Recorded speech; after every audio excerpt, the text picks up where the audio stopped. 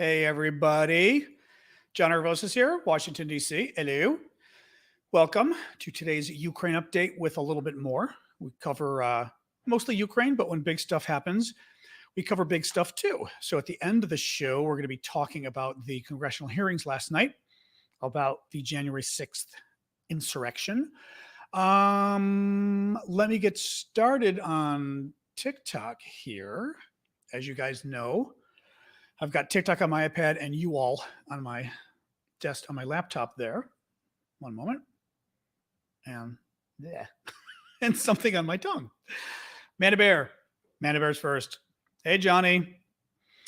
Hey, everybody. As always, if you'd want to weigh in maybe and tell folks where you're from, we take a few minutes at the beginning because it's nice for people to be able to. We've got both of Johns weighing in now. Okay, so John Sarge is the one from Wales, I'm guessing, and not Johnny. Is that it? Since I always get it wrong. But yeah, we take a couple minutes just to have folks weigh in, say where you're from, which is kind of nice, and it gives a chance for especially TikTok and YouTube to notify folks so they can join because it takes a couple minutes. Oh, thank you for the hat, Senor. Senor David, was it Guy David? Great Guy David. There you go.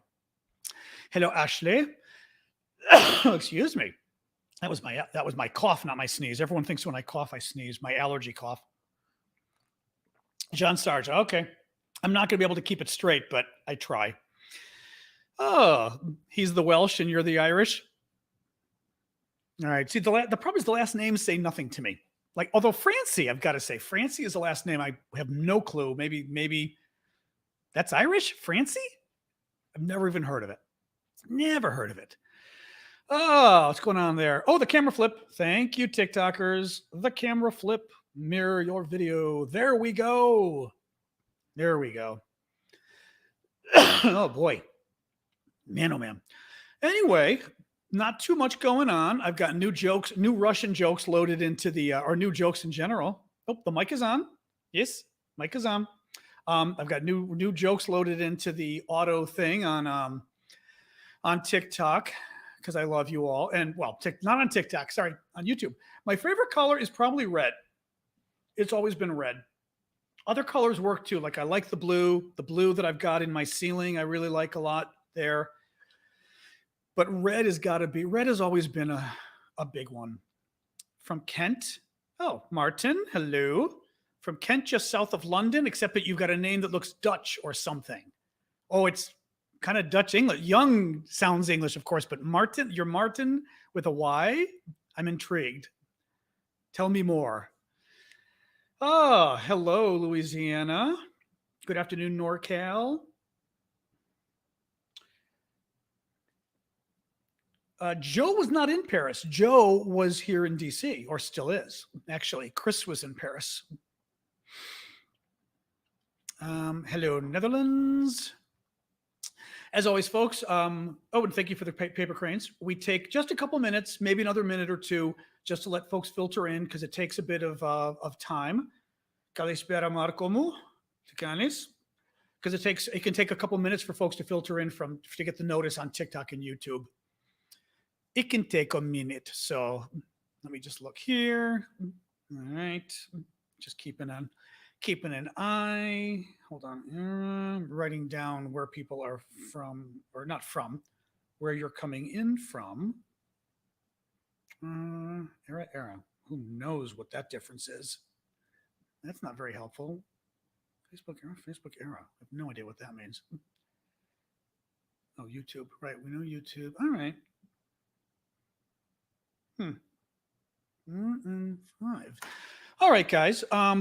Let me start explaining. It's kind of slow tonight, but I kind of figured it was going to be. It feels like it was like things were slow out there. I don't know why today, but I could tell as well, just on people registering, it was a slow TikTok day.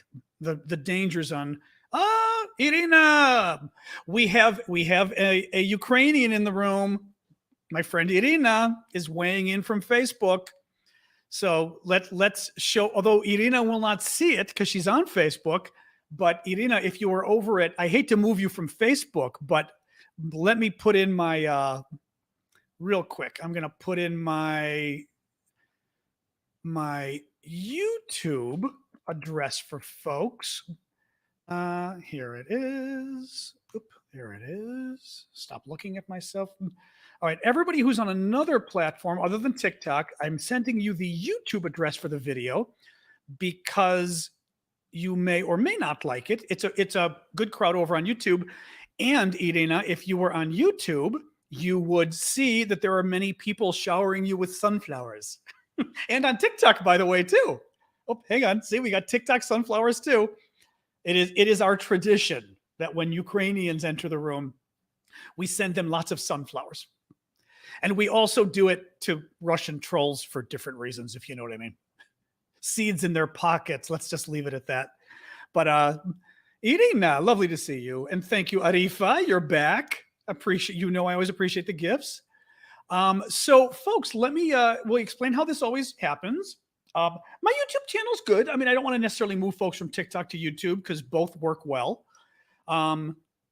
Oh, from the Netherlands. Oh, 1910 though. Wow. Still very Netherlandy name, a Dutch name there.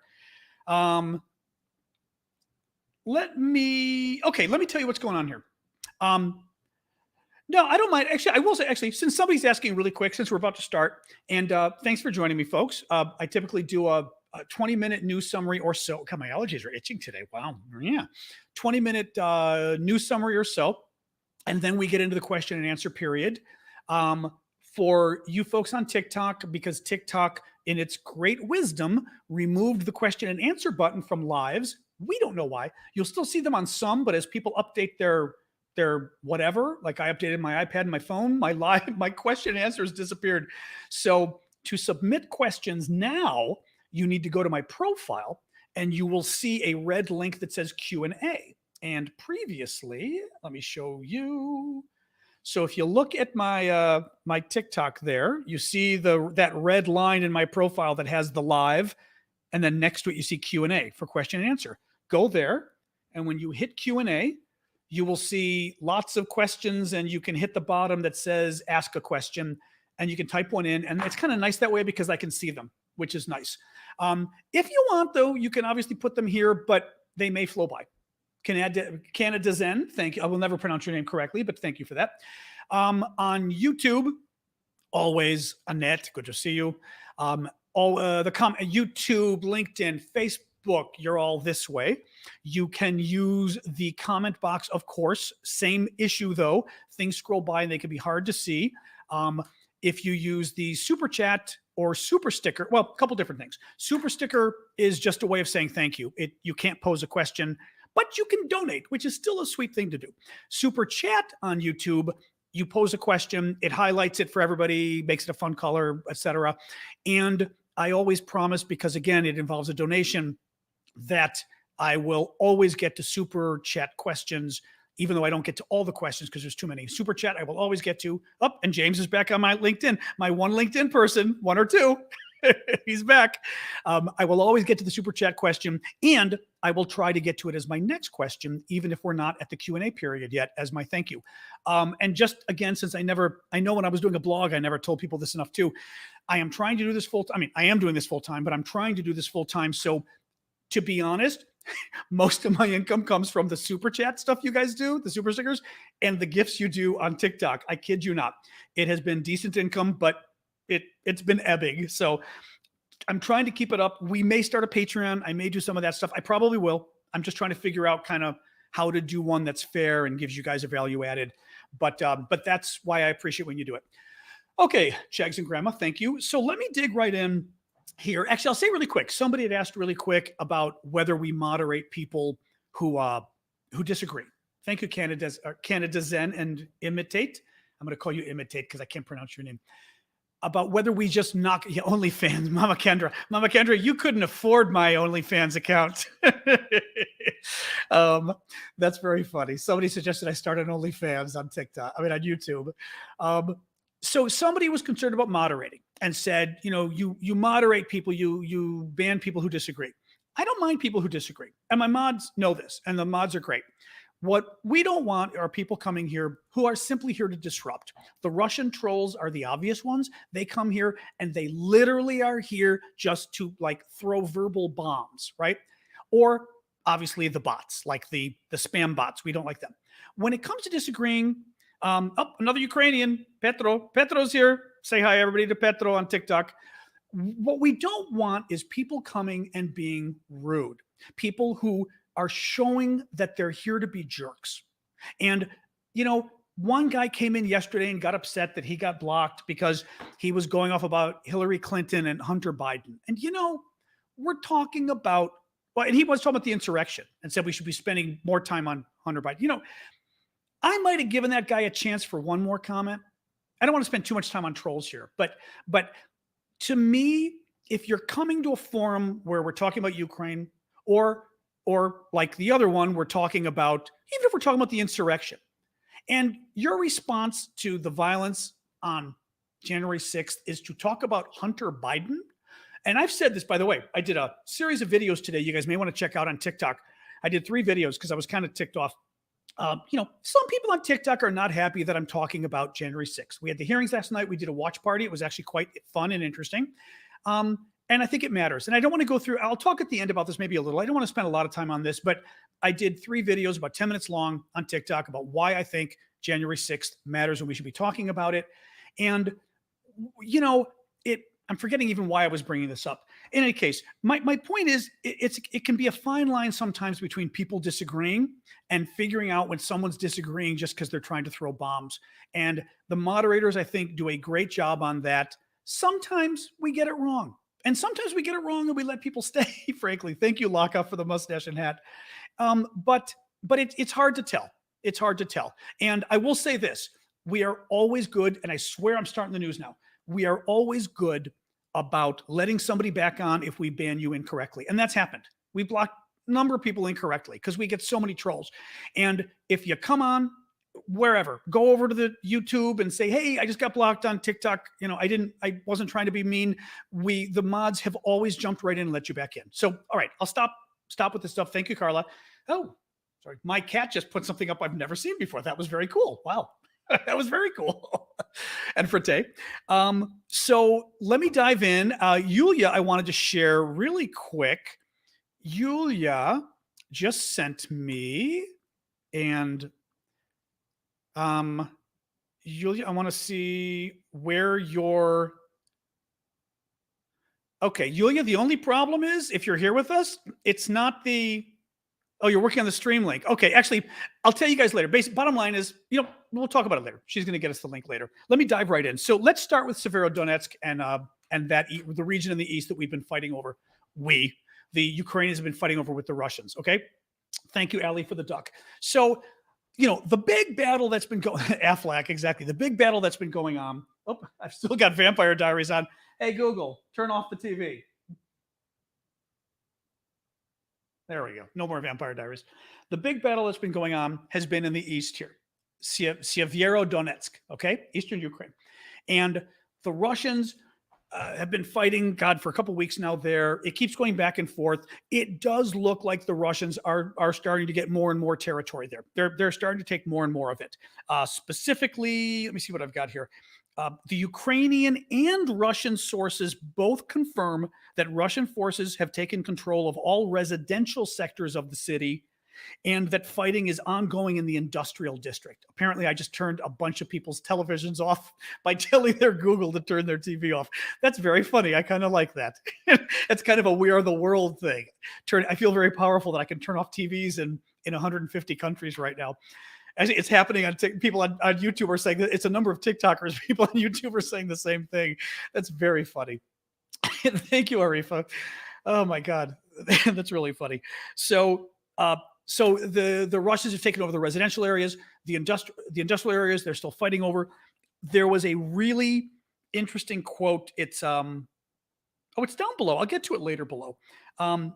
Nothing really new on Severodonetsk. That's it. They're still fighting. The Russians are moving ahead. Look, I would not be surprised if eventually the Russians are able to take over this town. As I've said, I think overall, the Russians are trying to get all of Eastern Ukraine, 2 provinces, Luhansk and Donetsk. They're also the lead town in both areas are the same name. Luhansk is the main town in the Luhansk Oblast province. The Yuri Geller, exactly. The Donetsk is the main town in the Donetsk Oblast. So they're both here. And of course, Severodonetsk is the last little, little, it is 100,000 people town that the Russians are trying to get in Luhansk. And once they get that, they can claim 100%. Thank you, Canada Zen. And they're trying to get 100% of Donetsk as well. And after they get both of those, if they get both of those, both together are called the Donbass. You might have heard that term. Russia is going to annex them. And they're going to annex them. And they're probably going to annex this entire swath of land from what they're talking about here. Because they're talking about annexing Kherson and annexing Zaporizhia, which is here and here. So I'm guessing the entire swath. And they've already annexed down here Crimea, this peninsula, in 2014. So they're in essence going to turn all of this into Russia from like, at least from down here to here. And Russia, mind you, is right here on the east anyway. So it would be one big connection. Obviously, it's illegal. Obviously, no one would recognize it. By annex, I mean they are literally going to say that territory in Ukraine is now Russia. And that's what they're going to claim. They're just going to say that Crimea Peninsula of Ukraine, it's now Russia. And we're on our maps, we're going to call it Russia. It's not, it's more than occupy though, because someone's saying occupy. It literally is saying we are going to claim that it is now part of our country. We are not just occupying it, it is now our land. So very bad stuff. The Russian forces, I had mentioned the other day, again, I don't want to get too much nitty gritty, but folks were asking me for a little more updates each day on like the battles of the day. So there was also, I mentioned the other day, the Russians were trying to get a town here called Sloviansk. It's not on my map, but it's right north of Kramatorsk, which is another town right here. Kramatorsk and Sloviansk are both strategic cities that are very important to get. And the Russians have been trying to get Sloviansk in the north, but not much is happening with that. The Institute for the Study of War, who's very good on these things, says Russian forces have made marginal gains north of Sloviansk, but are likely to face difficulties assaulting the city itself because of the tactical challenges posed by crossing the river in the area. So that's good news. Kharkiv is up here. Kharkiv is the second largest city in Ukraine. It's the city where we've done most of our fundraising for. We've been helping the humanitarian aid groups there. In Kharkiv, let me see what we got here. Oh, this is good news. Some of the Russian troops are reportedly refusing to fight. Ukraine's armed forces reported early on June 10th, that's today, that all members of Russia's motorized infantry unit of the 1st Army Corps refused to fight after suffering heavy losses in Kharkiv. So we know the Ukrainians are getting hit hard, but it's good to see that the Russians are having a hard time too. Thank you, obviously. Obviously, Suze, I appreciate that.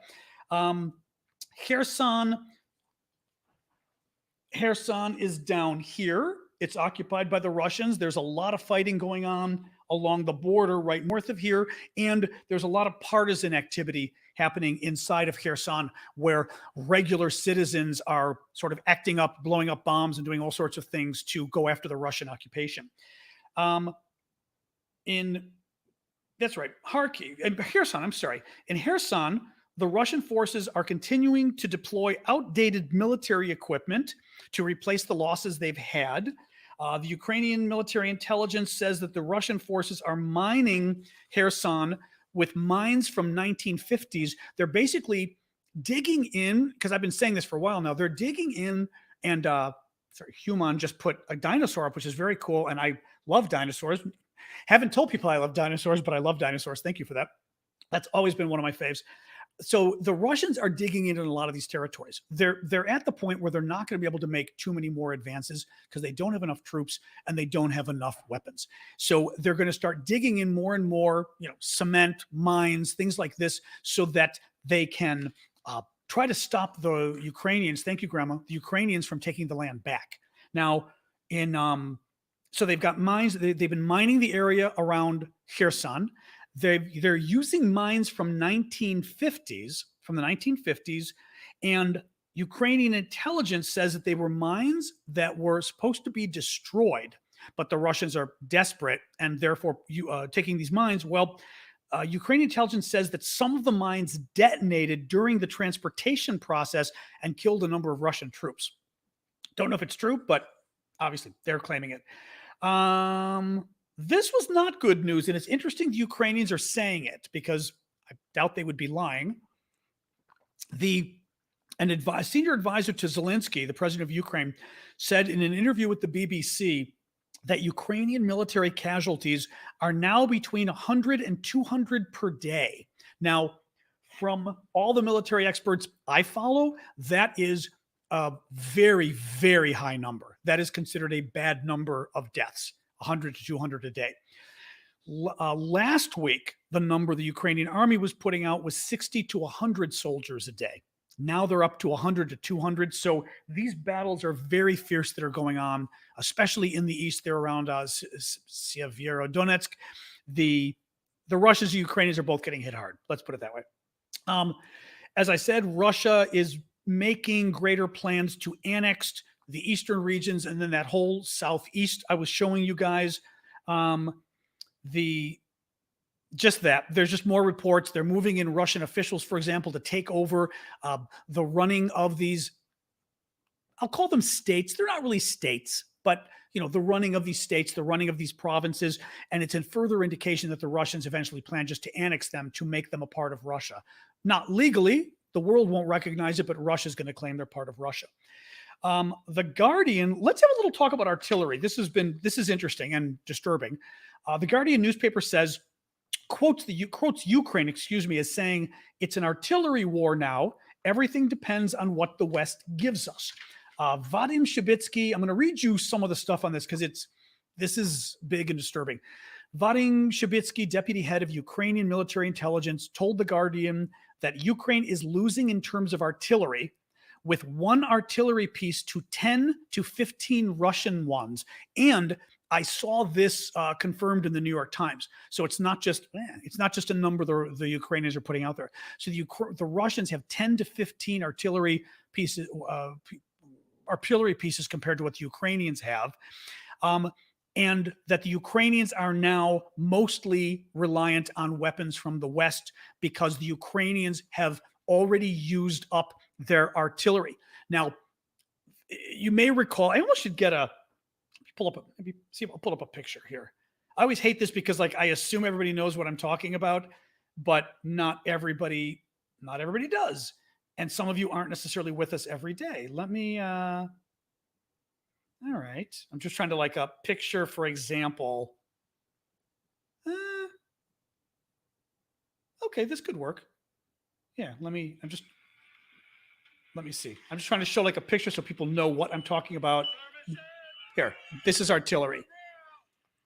Right? We'll watch a second and I'll show you. And I'll show you guys too in a sec.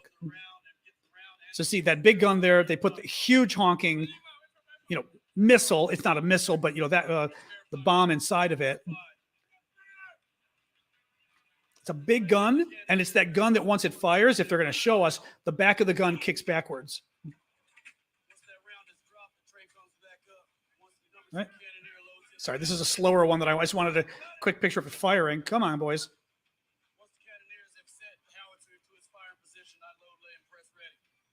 There we go. Oh my God, come on, guys.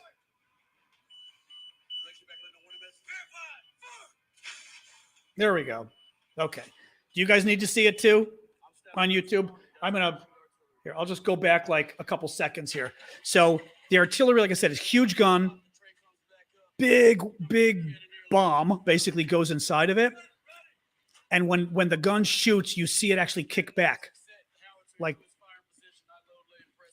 howitzer. Right? He's going to hit the ready button to fire.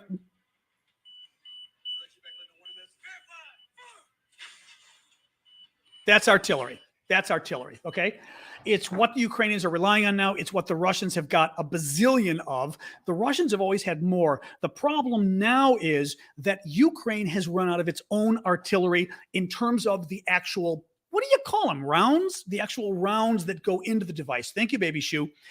So in other words, Ukraine still has all the artillery pieces they had, the actual guns, but they've run out of the ammunition. The problem is the shells. Okay, the shells. The shells these are Soviet era weapons because remember, Ukraine used to be part of the Soviet Union. So they were using Soviet weapons. Well, they've used all of their artillery and there isn't anymore. NATO has given them all the Soviet era artillery that NATO had, or the artillery shells, and it's kind of surprising NATO had any considering the Soviet Union dissolved 30 years ago, but they did. Well, now Ukraine's in a situation because they've still got the guns, they have no more ammunition. The only ammunition they've got, and they've got a lot of it, is the Western ammunition that has come in. Okay, the Western shells. The problem is, and I'm just summarizing a lot of the news here, the problem is that the Ukrainians still have not received enough of Western artillery pieces. In other words, the Western artillery guns. They've got a buttload of the artillery shells, which are it's like having bullets versus guns. They've received a ton of bullets and they haven't received a ton of guns. So what is happening is, and thank you, Human, for that. There's another one I haven't seen. I'm not a basketball guy, but I still appreciate it. I am not a sports guy, but I am not going to complain. Thank you. What they were saying, I was reading a story in the New York Times right before we started, and they were interviewing Ukrainian soldiers like in the field that were firing, and they were admitting that they were shooting one artillery shell versus the Russians sending 10 to 15 artillery shells back at them. Or 10, actually. 10 was the number. Because they mentioned the Russians sending like 60,000 shells, and they could only respond with 10,000 or something like that. But it was literally 10 times the number, and the Ukrainians had to sit on them. So they said, for example, the Russians would fire God knows what at them, and they could only fire 2 shells back when normally you'd want to blanket them. So it gets a little more complicated, but it's important to mention this because some of it does seem to be NATO playing games. Some of it is, it just takes time. Thank you, Cami. Oh, we are finding more dinosaurs. Thank you. It can take time to train the Ukrainians on using the weapons, training the Ukrainians on taking care of the weapons, because you have to maintain them as well. You know, it's not just a matter of you have to learn how to shoot it. You've got to learn how to keep this thing working, and that takes time. The second problem is that deploying the weapons takes time as well. It's not like you can just send the weapons and Ukraine can immediately get them in the battlefield half a country or a country away and they work. Nonetheless, from what I am reading, it is being suggested that part of the problem is Ukraine simply has not been given enough of the artillery pieces themselves, of the guns. And this is disturbing, obviously. And whatever. I read that today and I was just like, are you freaking kidding me? And this isn't any surprise too, by the way. We've known for a while now that the artillery was going to be a problem for Ukraine, that they were going to be running out. All right. That was a summary of a lot of different things here. Yeah, Russians are firing 10 shells, as I said. What else we got here? Oh, this was kind of a good news thing that I thought I'd mention. Small story, but it's something you guys ask a lot about. The Wagner group, or the Wagner group, whatever they're called, the Russian mercenaries, basically private guns for hire that we've got another hello from Ukraine, guys, from Grishker on TikTok. Give him some flowers, please. I rely on you guys to keep doing this without me reminding you. You got to look for the Ukrainians. Thank you. The Wagner group, or Wagner group, are mercenaries, which are basically guns for hire. They are run by, they're part of a company that is owned by a Putin oligarch. Thank you, Sammy, for that, or Sam I am. They're run by a Putin oligarch, a Putin billionaire criminal, basically.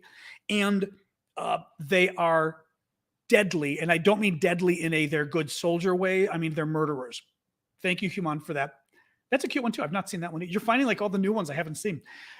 These guys are murderers. These guys are not soldiers. Well, according to the Luhansk Oblast governor, and remember, Luhansk is the province out here, and this is the real governor, not the fake collaborationist governor, but the real governor.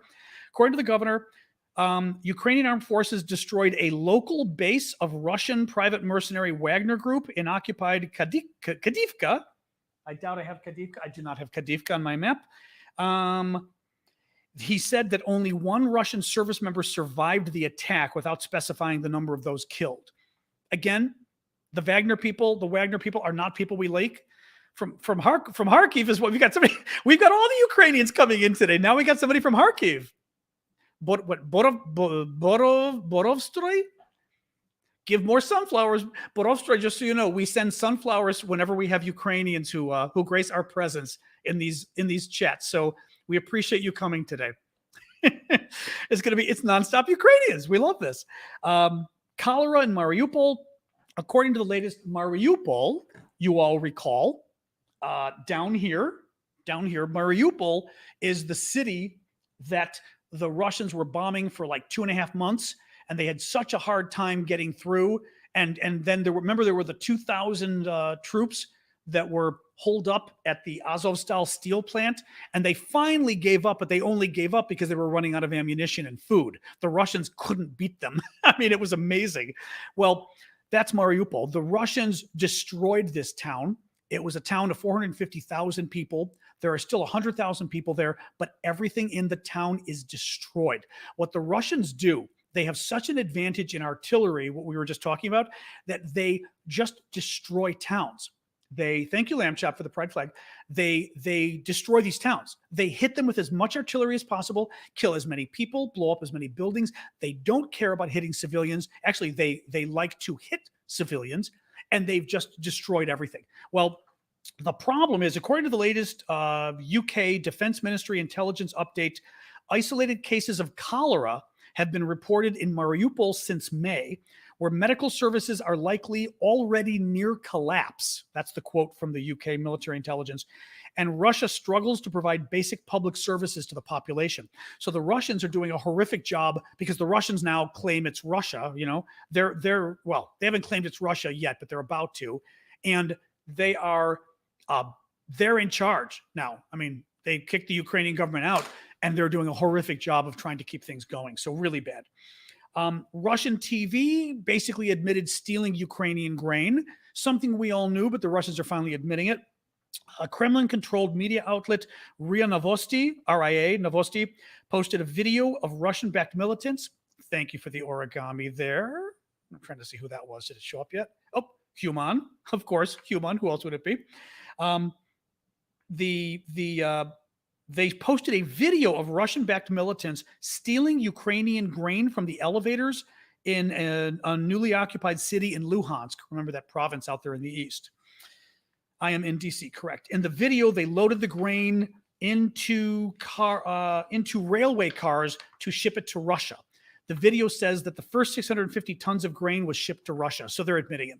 They're just admitting it. Lisa, thank you for joining us. It's okay if you're late. My live is breaking up. Don't tell me that. Don't tell me that. It better be working. I can't do anything about the internet connection. Belarus. So this was interesting. Belarus has been continuing to cause problems. Okay, glad to hear it's not.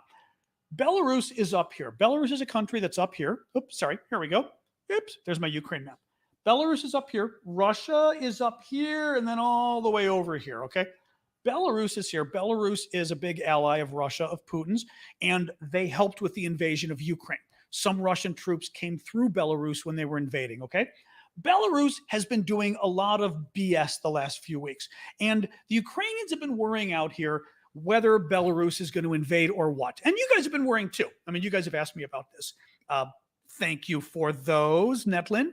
And I've been saying all along that I think Belarus isn't planning to invade. I think Belarus is causing trouble on the border and trying to scare the Ukrainians to make them think they're trying to invade or they're going to invade because they want the Ukrainians to waste their time and energy. Now, let me read you a quote and then I'll explain the rest because the Ukrainian Defense Ministry agrees with me.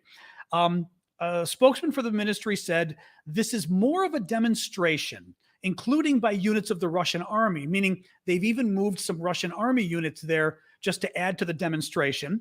And the main goal is to distract our forces to prevent their transfer to other areas. In other words, you've got Ukraine. You've got the main battles are happening, Kharkiv through here, all the way down here, okay? Many hundreds of miles to the west is Belarus. The Belarusians are causing trouble here on the border because they're trying to scare the Ukrainians into thinking they might invade here.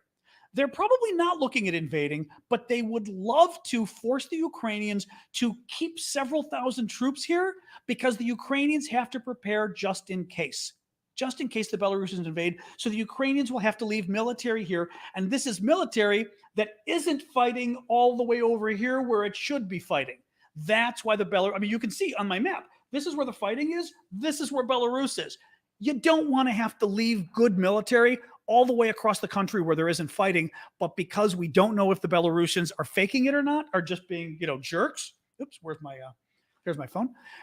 They've got to waste the troops. So let me change my temperature here because I'm starting to get cold.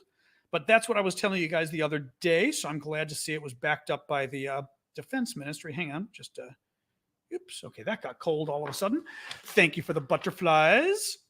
Oh, this was an interesting update. I didn't even know this was going on. So remember MH17, which was the civilian airliner that the Russian collaborators shot down over eastern Ukraine several years ago. Remember? They blew up a whole civilian airliner, and the Russians just did everything they could to pretend it wasn't them and all this kind of stuff, right? That's right. Whenever I change the temperature, take a shot. Exactly. Well, there was a court case going on still about this. I did not know. The hearing ended in Amsterdam for the court case today. And the verdict, this was kind of wild. The verdict is due in November or December of this year. I mean, totally different than our judicial system in the States. And we've got another Ukrainian on TikTok, Vasyok. Give Vasyok sunflowers, folks. The trial began in March 2020 with 4 people charged. Trial began in March 2020. It's been a 2-year trial. Wow. The trial began, 4 people charged, 3 Russians and 1 Ukrainian national linked to Russian-led militants. In other words, Russian collaborator. The Malaysian airline plane was downed by a Russian Buk missile on July 17th, 2014, killing 298 people on board. Wow. I just had no idea that was still going on. And finally, the British Defense Minister, Ben Wallace, paid a surprise visit to Ukraine today. And I saw somebody say at the beginning of the chat that Zelensky gave him, I'm assuming you were telling the truth, that Zelensky gave him a gift of the postage stamp that they did commemorating the Russian warship Go F Yourself. And they have this beautiful postage stamp of that, which is kind of neat. That's it on this stuff. Maybe we can get into it during this is the Q&A now, but maybe we can get into it during the Q&A if you guys want. I'm not sure what to sort of get into on the hearings last night. A number of us were, actually, just so you all know, because you may not even know, last night we had the first public hearings here in America by the U.S. Congress on the January 6th insurrection, which I assume you all know was that violent attack on our Capitol building, on our Congress building, in order to stop the certification of the election. And this committee has been investigating for a year and a half, little less than a year and a half, maybe a little more than a year, I should say, a year and a couple months. And their first public hearing was last night. Thank you, Ali. I just saw that. Their first public hearing was last night. They're now doing a series of 6 or 7 public hearings in order to present the evidence that they have found to the American people. It's a bipartisan committee. It is, and some of Trump's defenders claim it's not, but the 2 Republicans on the committee, interestingly enough, are 2 far-right conservative Republicans. I mean, it's ironic that the attacks on them are people claiming that these are Republicans in name only. It's a phrase used here in America by the Republicans. Rhino, because rhino means rhinoceros, but Rhino is also the acronym RINO, Republican in name only, and they use this for Republicans that they think are too far to the left. The irony is these 2 Republicans are Adam Kinzinger, who is a very conservative Republican congressman, a veteran of the military, and Liz Cheney, who, as we say in American English, is to the right of Attila the Hun. I mean, Liz Cheney, you don't get more. most of us can't stand Liz Cheney. She's so freaking to the right. Okay. Liz Cheney is the other one. And it's been very interesting to see the Trump Republicans try to attack Liz Cheney as not being Republican enough. She's the daughter of Dick Cheney, who is our former defense secretary. And more famously, he was vice president under George Bush, the second George Bush. But as I said, those of us who know Liz Cheney, she's so freaking conservative. She's so far to the right. In any case, they had the hearings last night. It was very interesting. I'm thinking maybe let's get into it in the Q&A. Let's do the hearing stuff, because rather than me just talk for 15 minutes about the hearings, I'd rather start some questions. And if you guys want to talk about it, we can. As I said, at some point, check out my TikTok. I did 3 videos. Actually, maybe somebody, Syndicate or whoever, if you want to go look on TikTok, you can pull up the first one and just send the link to folks. I mean, you don't have to watch it now, but I did 3 3-minute videos, part 1, 2, and 3, about why I think this story matters, and responding to some folks who said to me, look, I like your Ukraine coverage, but don't talk about the insurrection, because to me, it's all the same story. I got involved in this stuff because I actually was a Republican growing up, and the freedom thing actually matters to me. And it matters to me in terms of my own country, and it matters to me countries abroad. And there you go. So, all right, let's jump into the Q&A. So I will... I'm going to look here. I always have a hard time finding them on TikTok. The next hearing, could somebody Google it? I forget when it is. I knew when it was. If somebody wants to Google, but what day, Leon? What day? If somebody could Google and just see what day the next hearing is. There's a rumor that 2 more Tuesday, this coming Tuesday. I'm seeing Monday and Tuesday.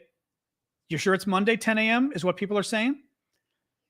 Okay, people are saying Monday at 10 a.m. Oh, wow, already. Okay. Well, we may do another live then, Monday at 10 a.m.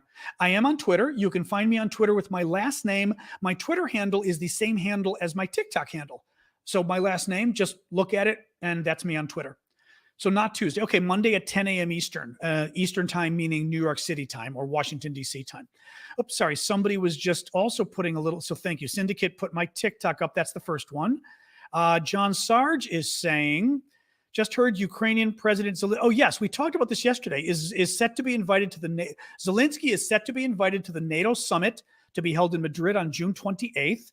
And they're expected to make a decision on Ukraine from the summit. The thing that's confusing, John, and we said this yesterday, is they're not going to invite Ukraine to be a part of NATO at the summit. Thank you, Crusher. So it's Monday and Wednesday. Is the second one on Wednesday. Monday, Wednesday, and okay.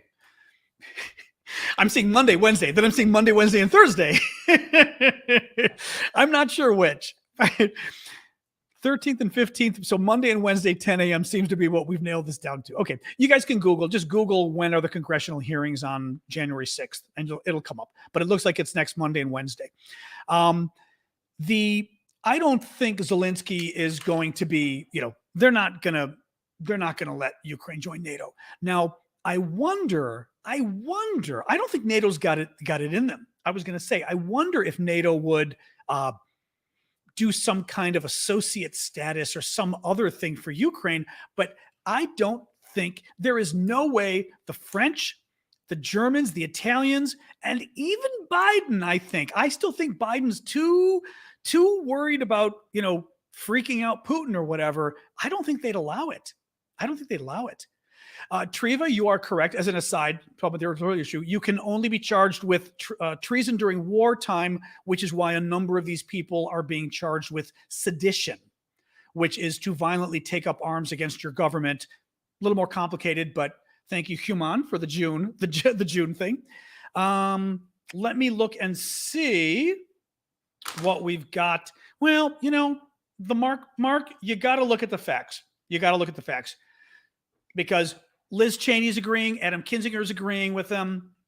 Those guys are not pushovers. So don't just write it off because you don't like the Democrats. There are Republicans there too, and those Republicans are, like I said, they're people I can't stand, so to speak, politically, but they're doing the right thing.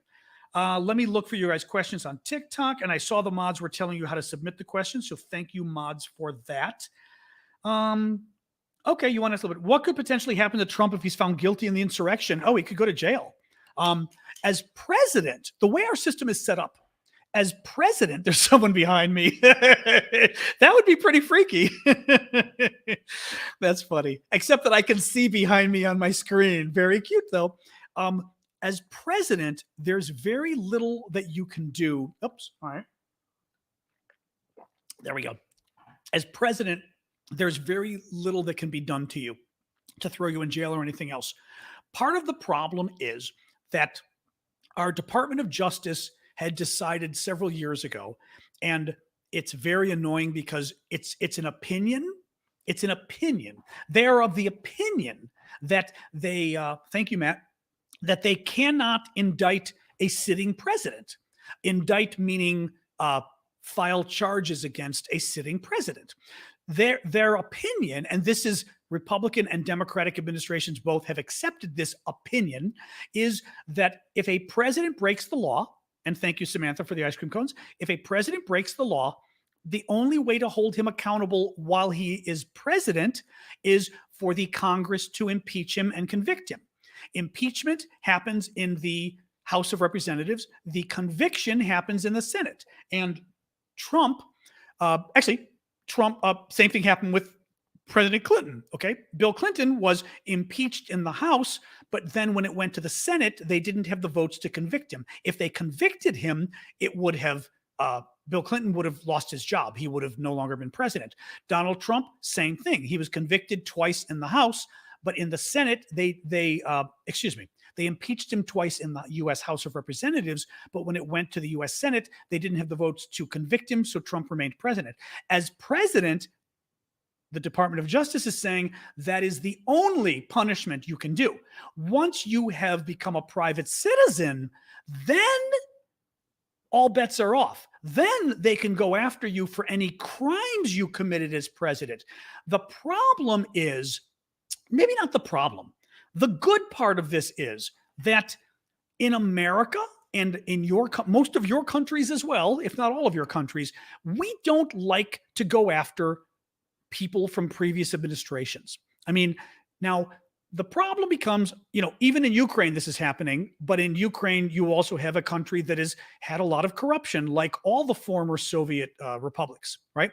So, you may have a previous official who needs to be convicted of a crime, but in the Western countries, we try not to go after previous officials because there's the air of it being very banana republic. I know it's not PC to use that phrase, but that's the only, it's relevant in this context. It's very third world dictator to say, the former president, we're going to throw him in jail. The problem is, as we said, the things Donald Trump has done, this committee has determined that he broke the law. A federal judge determined he broke the law, except it was in a court case where he couldn't do anything about it. The question now will be for our Justice Department, does our Justice Department, one, believe that Donald Trump broke any laws? That's the first question. And they will have to determine, one, do they think he committed a crime? Two, do they think they can get a conviction? Because typically they don't charge people and go after them if they don't think they can convince a jury of the crime. In other words, we're convinced he committed a crime, but we can't get enough evidence of it. So you're not going to prosecute in that case. The third problem becomes this tradition in America and in a lot of, in America at least. I mean, in France, you did go after Sarkozy, actually. I shouldn't say all of our countries are this way. In America, the culture is not to go after the previous presidents. Ironically, up until Donald Trump became president, the culture was not even to talk about the previous presidents. You didn't criticize them. You didn't blame them. You didn't talk about them. Many Democrats were very upset that when Obama came in, that he didn't try to go after George Bush for war crimes and Dick Cheney for war crimes because of Iraq. Now, they may have deserved it. I don't know. But I understand why Obama didn't do it. Because there's also a sense in a democracy, and again, for American democracy, there's this sense that the best way to hold our country together is every time there's an election, we wipe the slate clean and we say, okay, you lost, I won, or vice versa, and we're not going to go after each other. We're going to accept the results, and the past is the past. Donald Trump changed that. Donald Trump talked nonstop about Obama, and he talked nonstop about the Clintons and everything else. And now you're at the point where, and I don't want to give too long, I'm already giving a long answer. Merrick Garland, who is our attorney general, which means our minister of justice, so to speak, Merrick Garland, he will have to decide, even if he thinks Trump committed a crime, and even if he thinks he could get a conviction, he has to worry about, is it in the best interest of the country to charge Donald Trump with a crime? And that is a difficult decision, or it can be a difficult decision. So that's the issue of what somebody, I forgot your question again, but you basically said what could happen to Trump, or what was the issue there. Anyway, all right. What else we got here? Well, right. It's the difference between criminality versus the appearance of a political vendetta. Jack Home is saying. That's exactly right, Jack. That's exactly right. All right. Change the topic, and we can come back, but B. Madsen is asking, I might be behind. It's okay. But what is up with Macron backpedaling and saying no concession to Russia, Ukraine? Oh, that's interesting. No concession to Russia. Ukraine needs to win now. Oh, that's fascinating. I didn't even see that. That's very interesting. Now, I will say this. You are seeing comments like that from Scholz, the Chancellor of Germany, right? We've seen news reports, and again, some of the Germans disagree with the news reports, but we've seen news reports saying that the Germans have, Scholz has been dragging his feet with the weapons transfers and things like this. Then you will see Scholz turn around and make a wonderful statement in support of Ukraine, and we have to defeat Russia or whatever, blah, blah, blah. So I don't know. I think it's interesting. It's interesting that Macron would say that. It almost makes me think, boy, I'd like to see the quote. Somebody else is questioning it too. But Barbaricus over on TikTok is going, Macron said that. I'd like to see the quote. Actually, if you can find the quote, post the quote in your chat, actually, or a link, I guess. I can't click the links, but other people can. But if he said it, I think that's very interesting. Yeah. I don't know.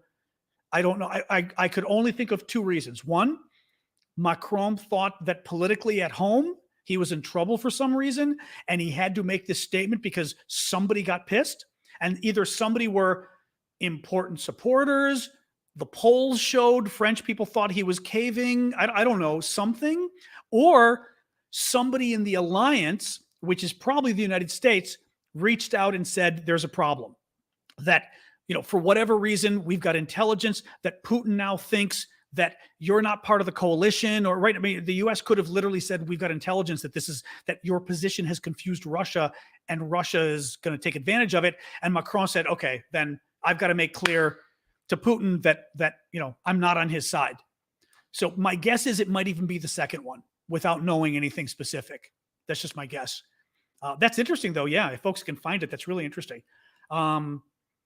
Let me see here. Vlad's great. Sorry, people are asking me how Vlad is.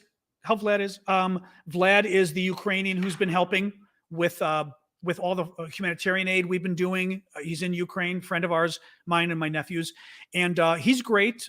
We were communicating today. I keep forgetting to ask about the woman we helped. I will write that down again. As I said, we weren't trying to bother her too much because she's trying to recuperate from a long surgery, or a long recuperation from a surgery. But let me ask, but Vlad's fine. He's fine. His family's doing well. So that's all good, which is nice. Actually, well, you know what? Oh, well, that's okay. We put the fundraiser up again. It actually doesn't hurt on YouTube and Facebook. We put the fundraising link up again here.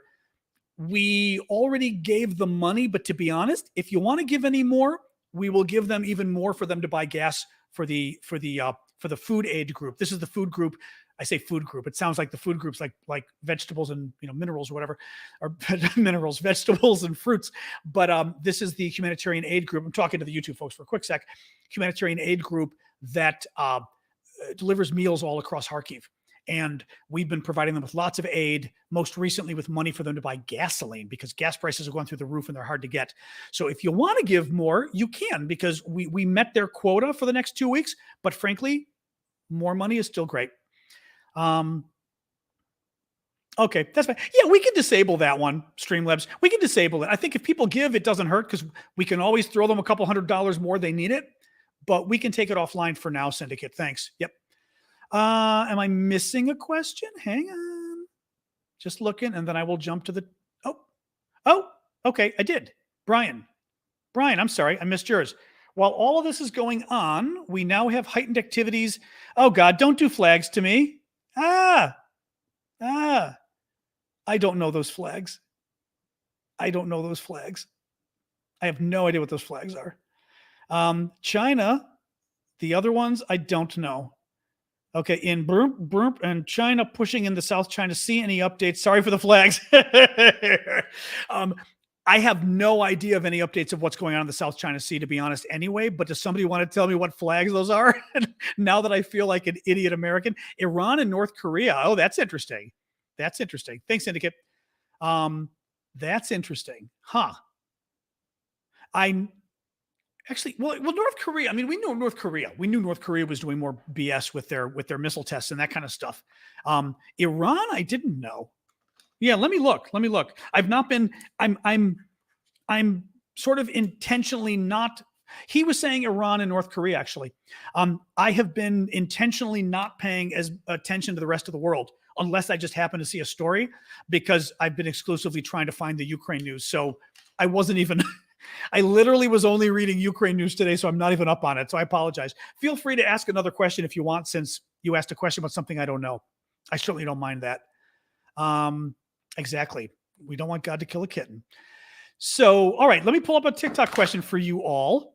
Oh, I have a contagious laugh. That's good. I thought you were going to say host has an obnoxious laugh. I was going to be like, oh God, here we go.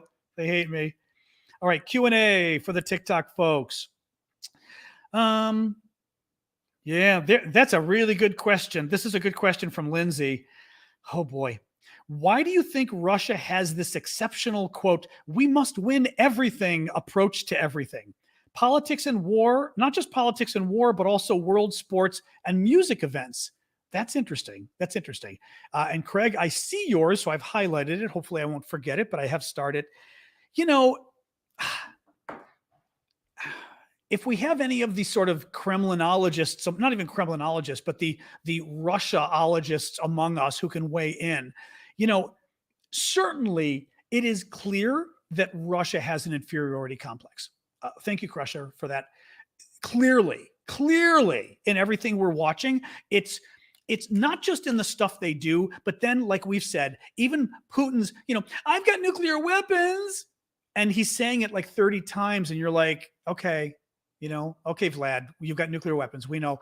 You sound like a child who is totally insecure and going, actually, it's The Godfather. I'm smart too. You know, it's like, it's pathetic. But pathetic comes from some kind of weird national insecurity. And I think it's dictator complex, but it reminds me of my dog, frankly, Sasha. Love Sasha. But Sasha's tenacious side is her terrier side. She's a Yorkshire Terrier. And the terriers are very, they bark and they fight and they're this. And I will see Sasha be very barky and defending, but then she'll kind of come behind me sometimes. Like, she was in the bedroom. I was in my bathroom, and she's in my bedroom earlier, and there was some weird noise, and I heard it too. And she stood up and looked around, and her ears went up, and she was like on defense. And then it happened again, and she came into the bathroom and stood behind me. So she got scared. It was too weird. And I wonder if that's not what we see with Russia, which is there's the spicy, exactly as Spicy Palm is saying, the spicy terrier complex, which is the dictator complex, mixed with the incredible insecurity, right? So that to some degree, the insecurity is what makes them bark, because it's almost like, if I bark loudly enough, it'll scare you all away. But I think, for my taste, there's some kind of historical insecurity going on with Russia, and I don't I've studied it before. Thank you, Tyson. I've studied it before, but I don't remember enough about Russian history to say. Does anybody else weighing in sort of on Russian history that can weigh on? I mean, I'd like to sort of before we change topics. I think it's an interest. Everyone's, of course, talking about dogs now on TikTok. I started a dog discussion, which is okay. But I'm curious, anybody that wants to weigh in on sort of the Russia thing, and then I've got Craig's question next.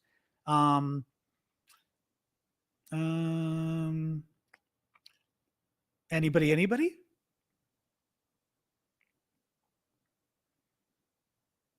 Nope. Okay. Nobody's weighing in on the Russian thing. That's fine. I was just wondering if anybody had an opinion as to what's going on with Russia, why they're so insecure or anything. Let me see here. We can always come back. Actually, hold on a second. Syndicate. I've got to do Craig's first. Craig. Oh, sorry. Okay. Somebody is weighing in now. If they feel like they're superior, then it allows them to do things they may not approve of. But I think there's a weird inferiority thing going on too, though. Russians have always felt like Europeans have treated them second rate. This goes back hundreds of years. Okay. Napoleon complex. Cold War doctrine says a nuclear power can never lose. Yes, except Cold War doctrine also says two nuclear powers have to be careful with each other. Soviet mentality, Ilya is saying, Lilia, I thought it was Ilya. Lilia is saying, it speaks to fascist ideology. The state can never be wrong or challenged. I truly think they are better. I mean, actually, that's a fair point too. I mean, I may have gotten this wrong in that maybe it isn't the insecurity. It is literally, like you said, the dictator complex. Somebody said the great, which is we are effing better than you, and we are always better than you, and we are going to show you in gymnastics, and we are going to show you by attacking all our neighbors, and we're going to show you by even killing all your citizens because you don't matter. You're not human. We're the only. It's very Aryan as well, right? We're the only true humans. We're the only perfect humans. So the rest of you aren't even human. So it's okay to eliminate you. It's okay to bomb you incessantly. I mean, there's something and cheating. Well, the cheating in sports, but the cheating in sports maybe goes there too. Who knows how the cheating is fascinating too with the Russians. I don't quite know how they pull that. I mean, why they're conference league. Well, I mean, look, we think we're pretty special too here in America. I mean, we do. Thank you, Michigan. I mean, we do. But I like to think we are miles apart from the crap the Russians do. We've done bad things. We've done bad invasions. But even our bad invasions, I mean, we went into Iraq. We didn't go into Iraq and say, you know what? We need to kill all the civilians. That was not our strategy going into Iraq.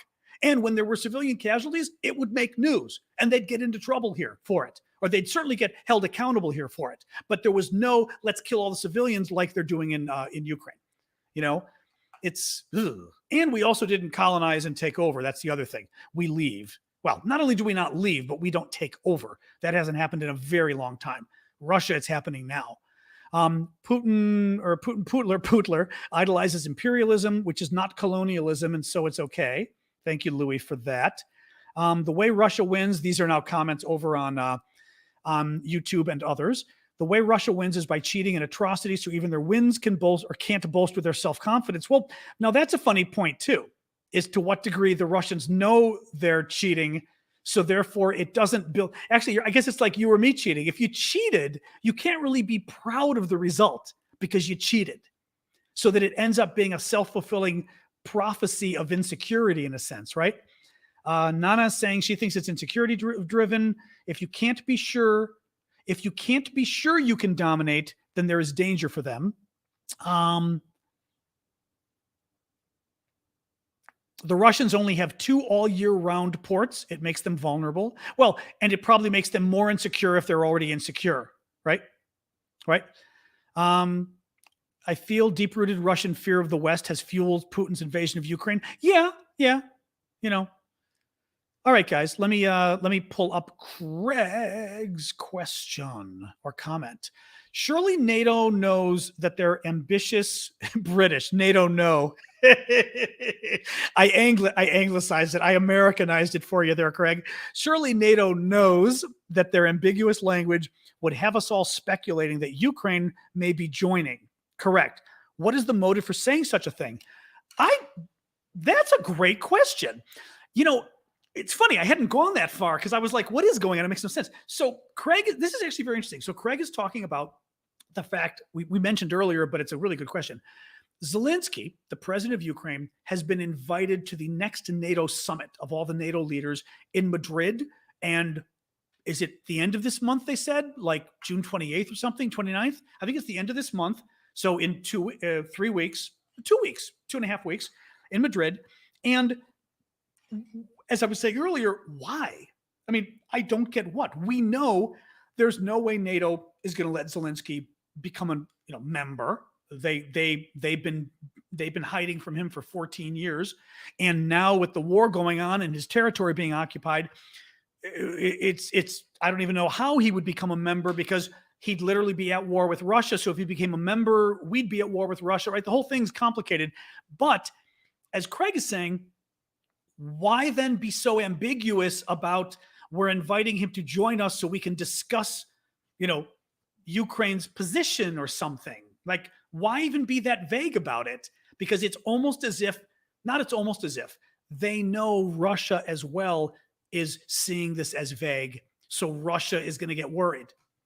And it would seem they want Russia to get worried unless, Craig, there's some other reason, and NATO has already told Russia privately and said he's coming for X, Y, and Z. He's not coming to join. We're not going to offer him membership. They, knowing Joe Biden again, look, I like Biden, but Biden's more cautious on this than I am. I could absolutely see Biden saying, we need to have this meeting. It'll help get more supplies for Ukraine if Zelensky comes, or at least if Zelensky broadcasts. But the Russians are going to get worried, and to make sure there's no misunderstanding, somebody call the Russians and tell them, don't worry, he's not going to join us. Because, Greg is suggesting on TikTok that it is to scare Russia. The only thing is, what do we get out of scaring Russia? What's the tactical, strategic advantage in scaring Russia? That would be my question. Thank you, Flower Lady.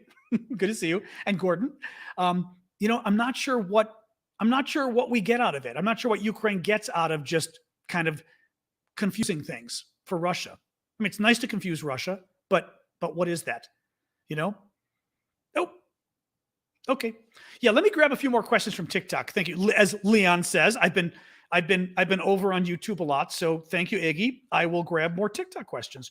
Actually, I'll look at some that are on the screen too. NATO is making the same mistake they made in February. They think they can fool Putin with vague language. I do wonder. It does feel like there's some, yeah. Or could NATO be trying to horse trade NATO status for giving Russia Eastern Ukraine? Well, actually, God, I had never even thought of that. That's from Nana or Nana. That now, okay. How's that for a fascinating? Holy crap.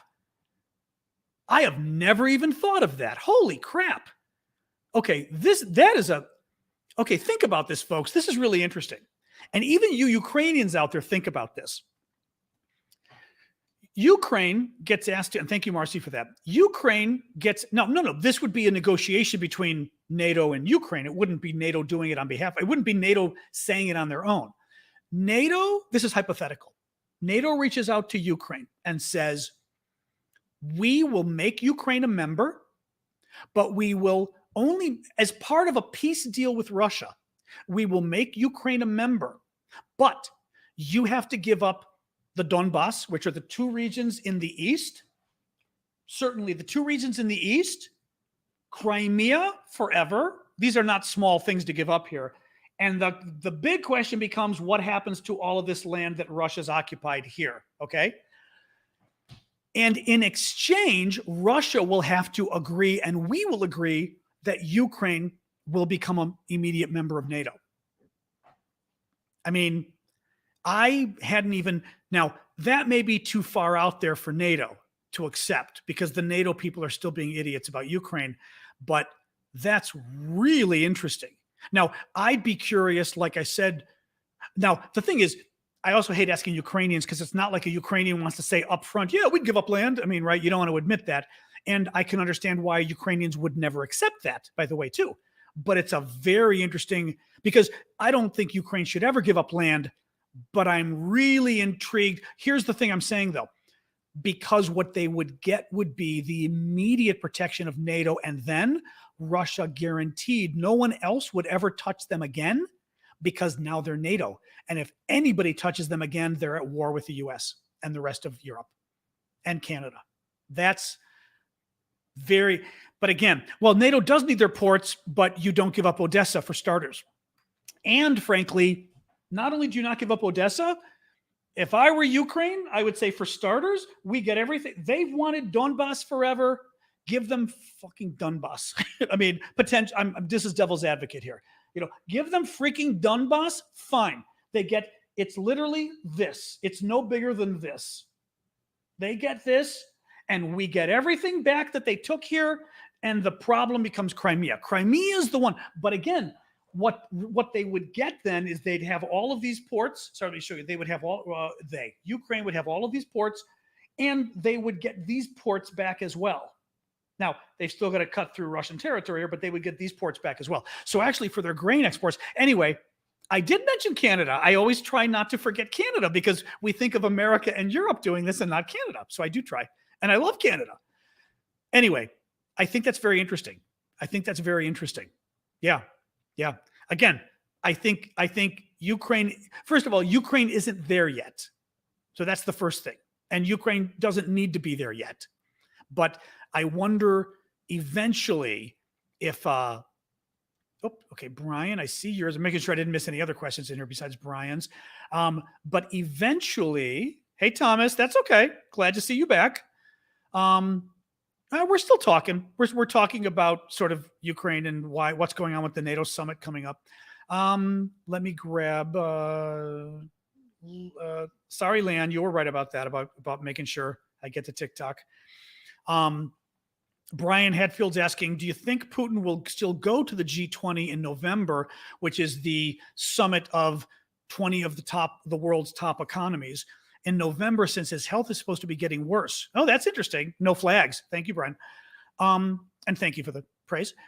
I think Putin really wants to go, I think, because Putin wants to be like, I'm not afraid to go, right? Because there was talk, certainly Biden and a number of the Europeans, probably the Canadians too, felt that, okay, the Ukraine, the TikTok consensus is that proposal about NATO and giving up land was discussed in the comments, and the vote is no. And by the way, I would say the vote should be no right now. Anyway, it shouldn't be no right now. It should be later on if literally this goes on, this goes on forever. And in any case, I'm with you though. I would not want to give up land ever. But in any case, Putin is going to want to go to this summit. He's going to want the, big boy on campus at the summit. The US and other NATO members have said that they don't want him there. They think the invitation should be revoked. The Indonesia, which is hosting it, has said they already invited Putin. They said, we're not going to disinvite him.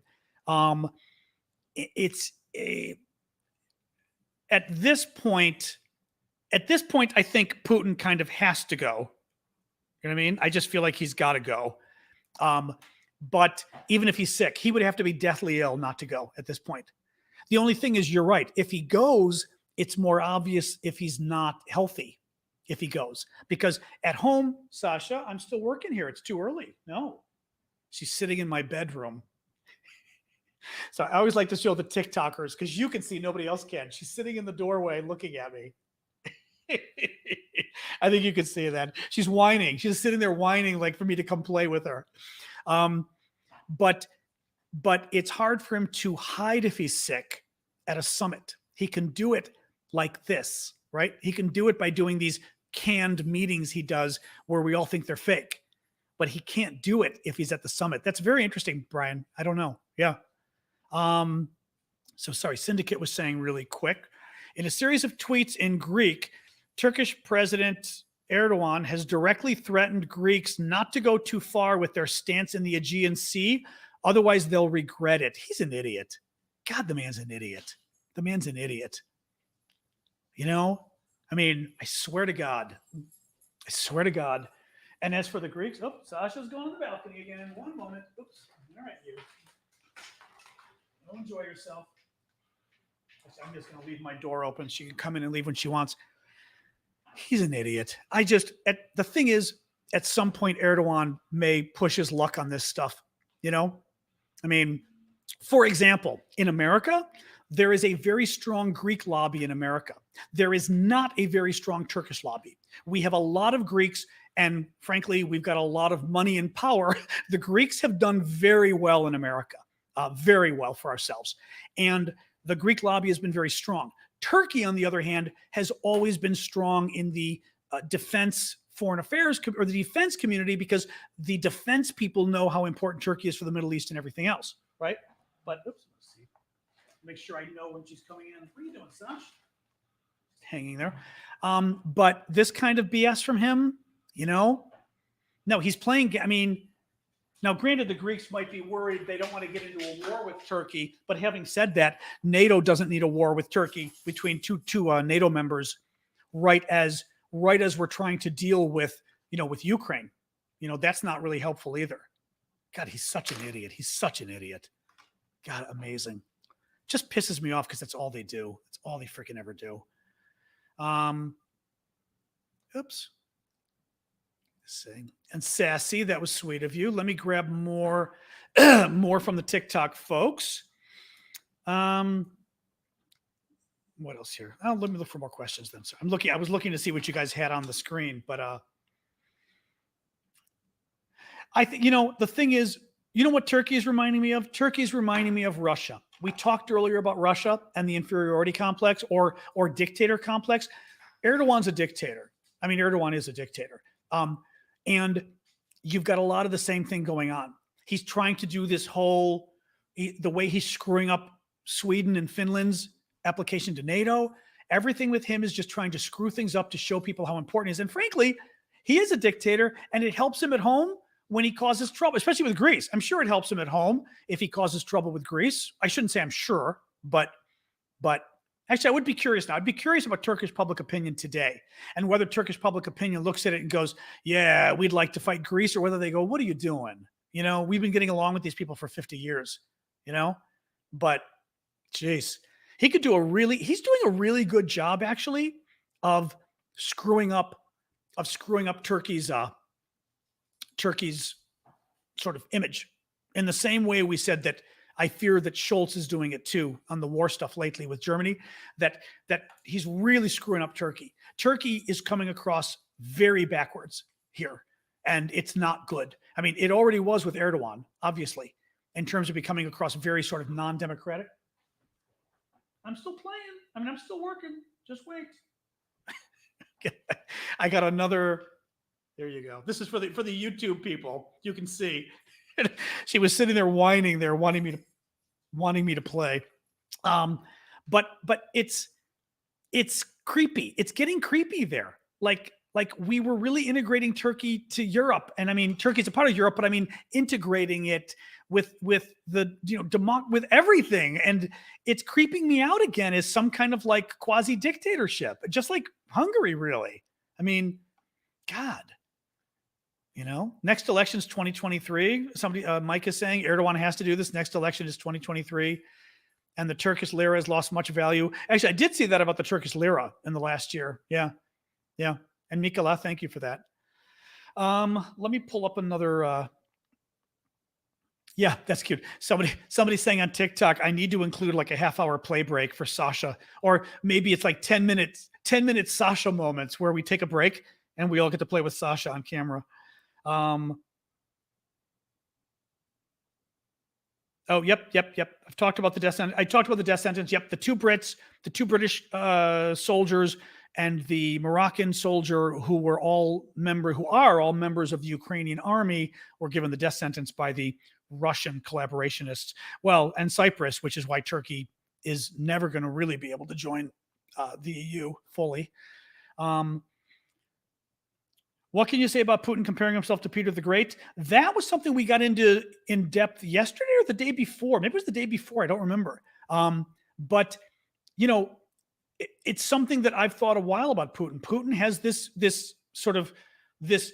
I want to be one of the czars, and I want to win back our territories and make Magna Russia, the greater Russia that I've built by stealing back all these lands and be the greatest czar ever. And he rules like a czar. He's a dictator. So, I'm not surprised by his comments because it's kind of what I guessed all along. The guy admires like some other people we know, the guy admires dictators. So it's not surprised he acts like a dictator, Oops. Oh, this is funny. I'm saying, God, I told you they suggest, oh my God, they suggest these questions. And it's just like, wait, was that a suggested question or a real one? Wait a minute. Was that a real one? Oh, these are real questions people asked me. Get out of here. Are these real ones? No. These people didn't ask me these questions. No, these are people asking. I thought somebody, sorry, TikTok is so bizarre. I'm looking at this question going, more questions to answer, but these are questions other people asked on other sites. If Harry Potter turned up at your house, what would you do? I'm hoping one of you didn't ask that question. Oh, that made me laugh. If Harry Potter, I love Harry Potter, but if Harry Potter turned up at your house, oh my God. Yep, the value of the ruble has dropped. 2015 rates. It's even worse. What would I do? What would I do? I would tell him I want to be magical too. Hang on. Let me look for more real questions here. Mariupol, have we heard much about Mariupol? What we're hearing about Mariupol is it's a disaster. And again, Mariupol, that town we said down here, that's the town that the Russians and the Ukrainians were fighting over for 2.5 months. The Russians destroyed like 90% of the buildings in the town. It's horrific, absolutely horrific. But there's no other than now they're having health crises and the yeah, exactly, John Sarge. Little creep. No, he's old. He's of age now, so it's okay. But ask Harry to stop the war. There you go. That's a good one. That's a good one. Harry Potter lives everywhere. Thank you, Jenny, for the trade. Appreciate that. All right, enough of the Harry stuff on TikTok. They're going to put your magical already. That was probably the best one. All right, watch it, Slamma. Oh my God. All right, guys. You know what? It's 20 after. Let's call it quits on this. Unless I missed anything obvious here, let's call it quits because it is 20 after. We've gone 1 hour and 20 minutes, which is me being generous. I go 1 hour 15, and then we hang out for another 10 minutes. Actually, do let me tell you. So tomorrow, she's still setting it up, but tomorrow, Daniel, bing, bing, bing, breaking. Daniel O'Neill question just pops in. All right, hang on a second. Hang on. Let me get Daniel's, and then I've got to, and then remind me, hang on here. I need to tell you about Julia's panel discussion we're doing tomorrow about Crimea. And I've got to do the recap. You're right. Let me do it in that order. Let me look at Daniel's comment, then tell you about Julia's panel, and then we will do the recap. Okay? We'll do it that way. So the hang on a sec. Should have gotten those in the middle, and I didn't. Just to follow up on my Jesus question from last night, your Jesus question, I don't remember your Jesus question, didn't mean to sound like I was excusing the insurrectionists. I did not see your Jesus question last night. I was generally interested in your take to those other issues. I don't even remember this, Daniel, and I wasn't drinking. What did you ask last night? I'm sure there was nothing. Your Jesus question, excusing the insurrectionists. I don't know what your question was, but tell me again. I clearly wasn't offended. But what was the question? About BLM. Oh, that one. Yeah, but that was like your 5-part question. Yeah. No, I wasn't offended at all by it. No, no, no. It's an interesting. First of all, it's an interesting question because Daniel had a question last night. We were doing our live watching, our watch party of the congressional hearings that were on TV about the January 6th insurrection, and he was asking about what what could have motivated the insurrectionists, the people who violently attacked the Capitol, and he was talking about some of the right wing boogeymans, like the right wing scary monsters, critical race theory, Black Lives Matter, like all the stuff the right wing talks about. And I'd said, possibly. I kind of felt like, anyway, I don't want to go through the whole answer again, but he thought his question was mean or something, and it wasn't at all. It was a good question because it was a 5-part question, but it's important.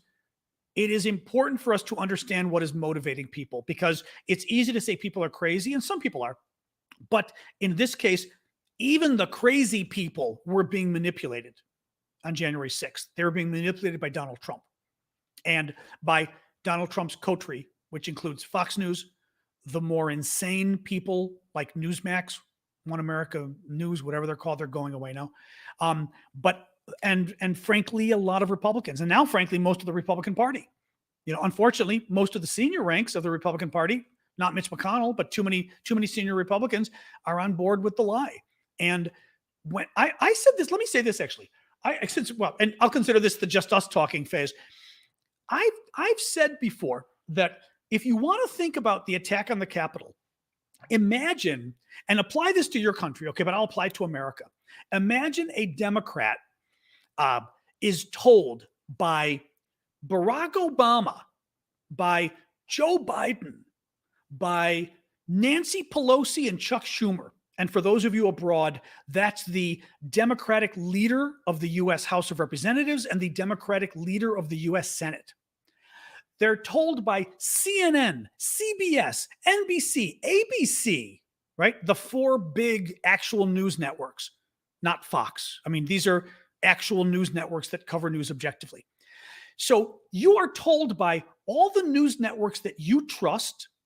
You are told by the president of the United States who you voted for and trust. And you are told by most of your political leaders in Washington who you trust, your member of Congress, that the election was stolen. Why wouldn't you believe the election was stolen? Of course you'd believe the election was stolen, right? Why wouldn't you? So, I mean, you can say people are gullible or people are crazy or whatever, but this was a really beautiful lie because, I'd believe it if all those people told me. I'd be like, Barack Obama's not going to lie to me about it. CNN, NBC, CBS are all going to lie to me about it? No. And Pelosi and Schumer aren't going to lie to me about it. I mean, is it right? So you get into all of this where it's understandable. It's understandable why people would rise up because the people they trusted told them there was a coup d'etat. And they responded as one should to a coup d'etat. The problem is they were lied to, and I will add, they should have known they were being lied to because the lie was so obvious and it was debunked so many times. And so I still think in the end, they should have known they were lied to. Like people like McConnell weren't jumping. And there were a lot of people not jumping on board. But that's you and me. We're smarter people, But for a lot of these people, they listen to Trump. They trust the president, Foreigner living in the UK, from your point of view, looks like none of the U.S. mainstream media are objective. Yeah, I don't agree on that. They're objective. They can screw up, but they're objective. They try to be fair and they try to be objective. Fox doesn't. The other ones do. They absolutely do. Absolutely do.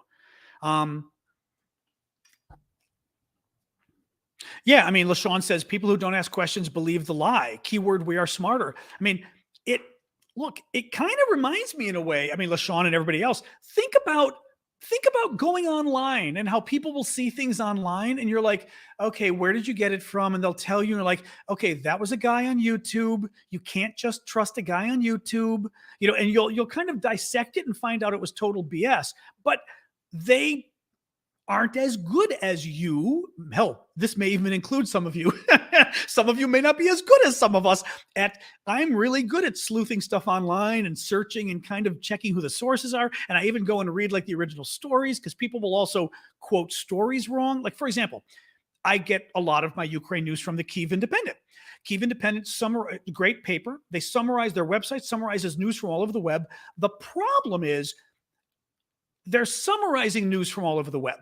And even with the Kyiv Independent, who I trust, and they're good, honest people, I will click through and check to make sure that the original source says what they say it says, because sometimes they get it wrong and sometimes other people get it wrong. But not everybody does that. And again, if your president tells you it's true, why wouldn't, the president you voted for told you that literally this was stolen and he's got the secret evidence. Why wouldn't you believe him? If Joe Biden told me that, I'd believe him. Because I'd think, well, Biden would lie to Obama, especially. Obama's not going to lie to me, right? So you have to, anyway. It's just something, because, and I'm not, obviously not excusing the insurrectionists, but there's an aspect, that is why it upsets me so much that they that they lied to all these people, because they knew they'd believe it. Trump knows the people will believe him. It's sad. It's very sad. Well, but there's also people enchanted by the idea of violence who also believe Trump, and so they're already willing to use violence and everything. It's scary. It's scary. Not even close. Gil, I'm sorry. It's not even close. Fox is not right-leaning. Fox is following literal marching orders from the Republican Party, and it's too bad. MSNBC is left-leaning for sure, even during the day. Or I'd say left. They're not left-leaning. MSNBC is left during the day, from my opinion. In the evening, obviously MSNBC is left. All of their hosts are left, obviously. But even their news during the day, I'd say MSNBC is left. Yes. CNN and ABC are not. No way. Fox is right. And Fox is worse because MSNBC is not going to be promoting lies because during the day in their news, because the Democratic Party told them. Fox News absolutely positively would promote a lie during the day if the Republicans told them to. That's the problem. It's not even close. You look at the fact checking of the various networks, and everybody screws up, but you do not see the amount of lies that you get out of anybody but Fox. Sky News, I don't know well. I've seen Sky News when I'm abroad. I just don't know it. But I follow all of these things and have for decades following the news.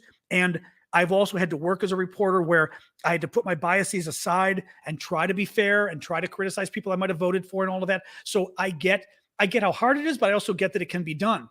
But I've never seen anything in my life like what Fox News does. I've seen it now with the worst ones like OAN and everything else. But there are issues I've worked on, and I've just watched the lies on Fox. And it's not the lies because my president told me it's a lie and I believed him.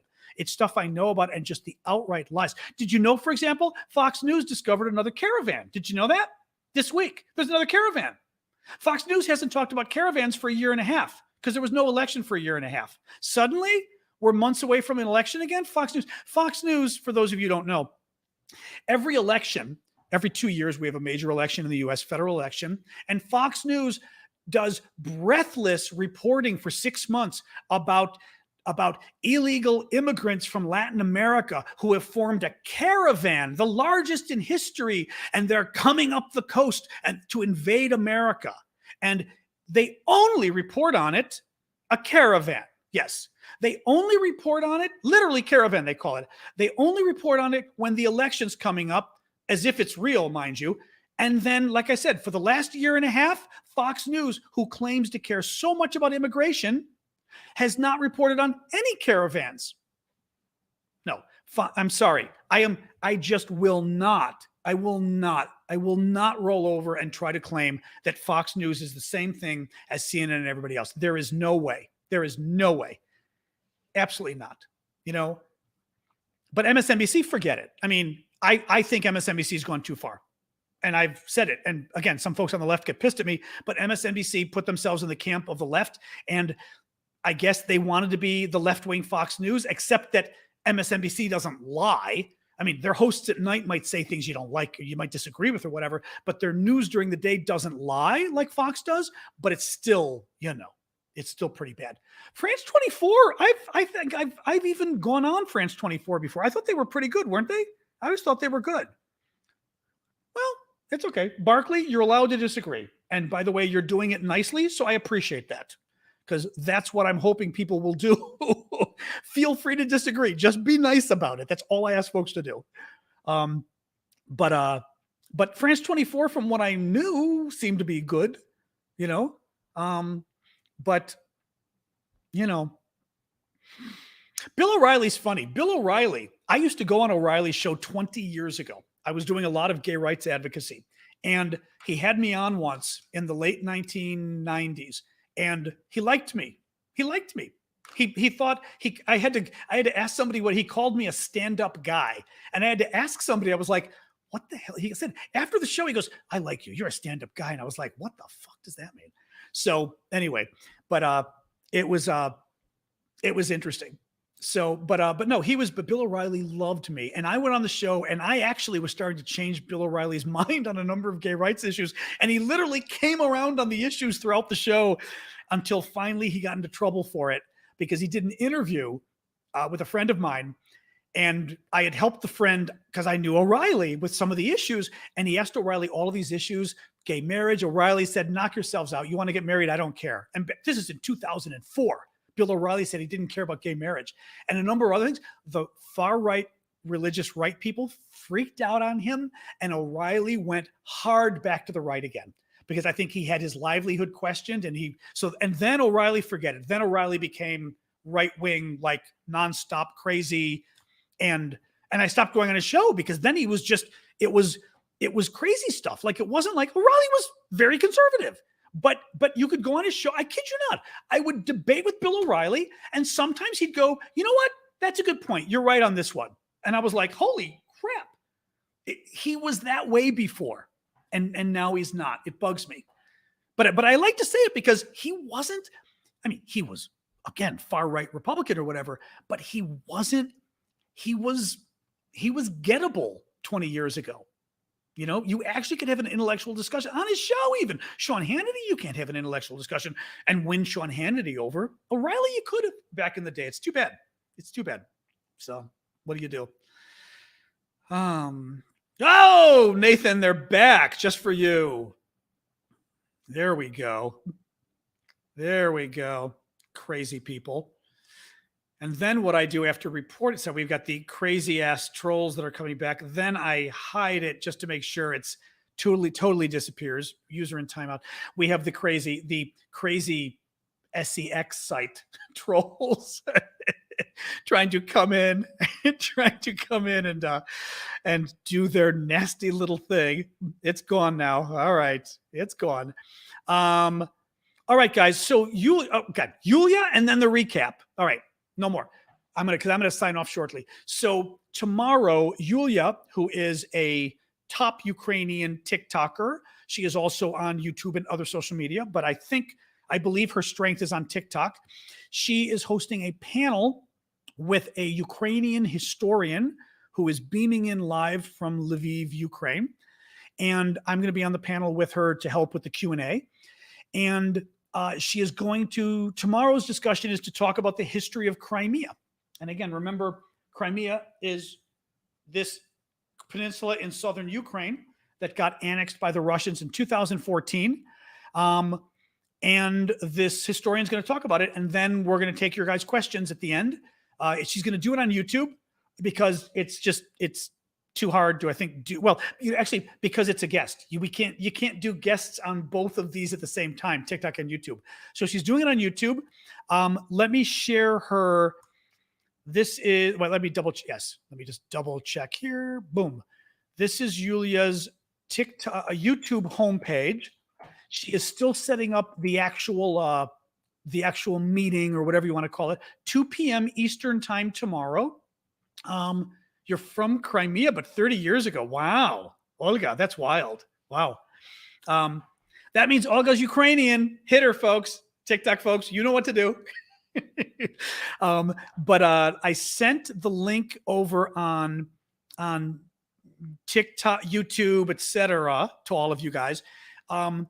If you want to make sure to check in, it's 2 p.m. Eastern time tomorrow, Eastern time, New York City time. So that would be 8 p.m. Paris. That would be 11 a.m. Pacific time, California time. And come by and check it out. But it'll be on her channel. We figured out there was no way for me to put it on my channel. So at the same time, so it'll be 2 p.m. and it should be very interesting. And that means since that is the normal time that I come on Saturday, and in the morning, I'm going with a friend who's going to take me because I was going to go to the Gap this week and try to look for new clothes because all I've got is black t-shirts to wear. So I was going to find new clothes and all this kind of stuff because the Gap closed in Washington, D.C. It's gone. It blew me away. I was like, there is no more the Gap in Washington, D.C. You know, from Yevpatoria. Yevpatoria? Actually, in Greece, we probably say Yevpatoria. Yevpatoria? But yes, oh my God. I was looking at her saying that and I totally spaced. And then I saw the bot come back and it threw me. Absolutely threw me. Oh, the talk. Yeah. Anyway, it'll be 2 p.m. tomorrow. So come by if you can. Go to her. You guys, actually, you know what? If one of the mods, I don't know if you did this yet, if one of the mods on YouTube wants to grab that link I posted and post it on the TikTok comments while I'm still talking. And that way people will have Yulia, unless somebody posted it that way. Yep. They're asking about her TikTok, her YouTube channel. And that way they'll have the YouTube channel over there on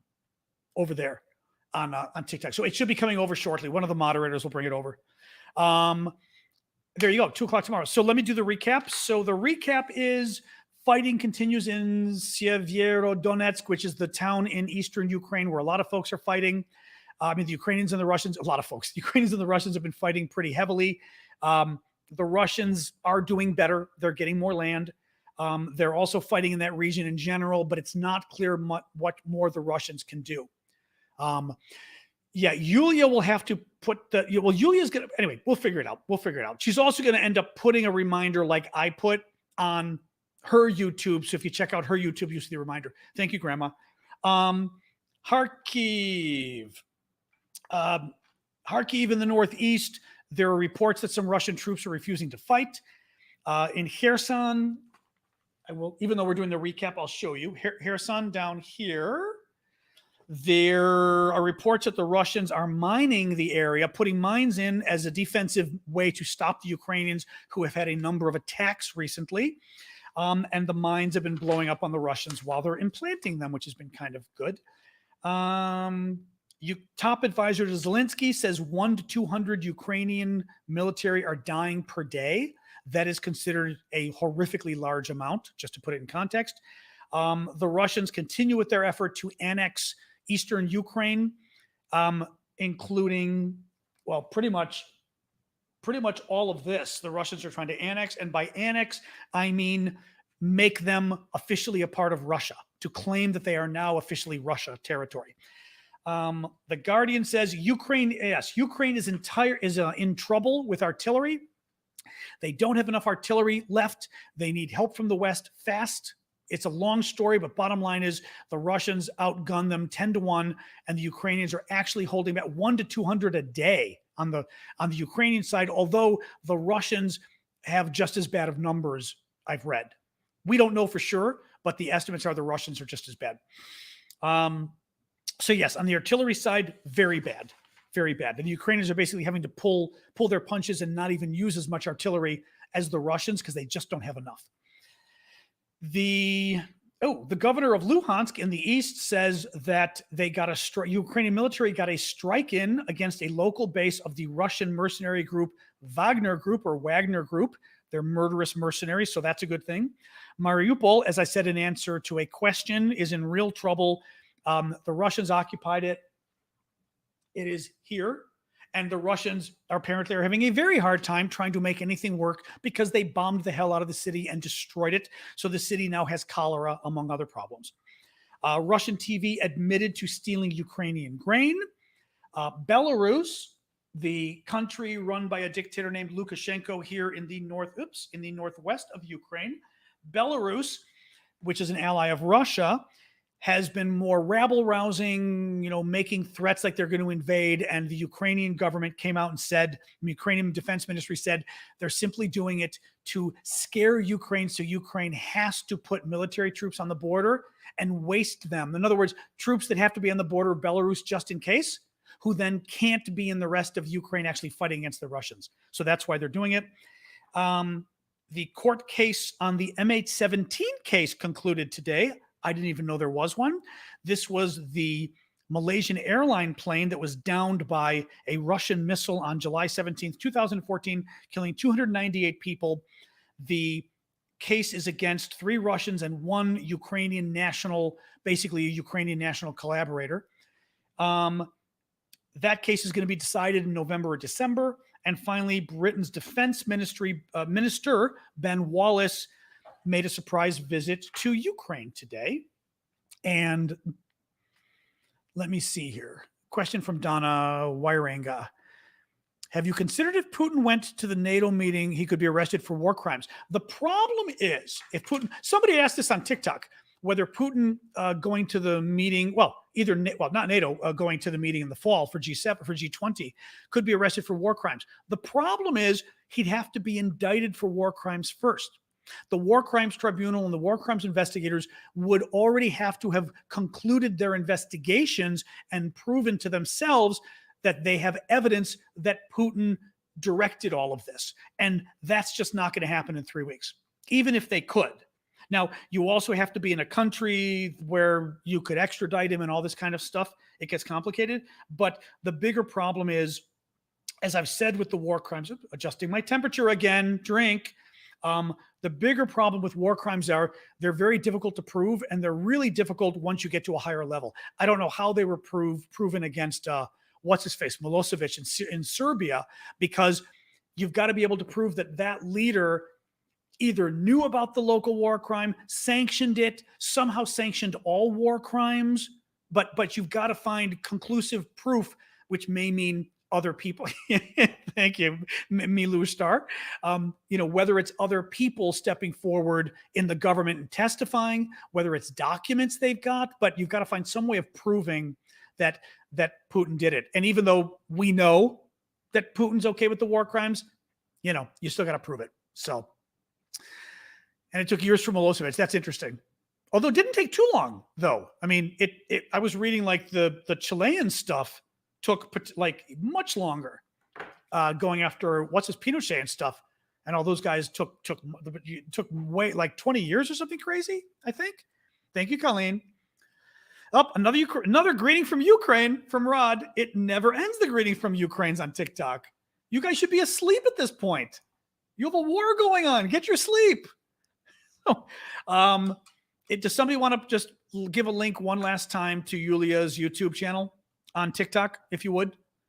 Folks are asking. We'll just put it up one more time. Oh, I'm not doing hot water tonight. Maybe I should. Although my chest is feeling better, but I think my allergies are still doing a little bit of a game on my throat. But at least my chest is feeling much better, I think. Obviously, not I think, from the drugs. So that's good. So, yep, before I sign off, I'm going to make sure that somebody posts the link again. I cannot do it.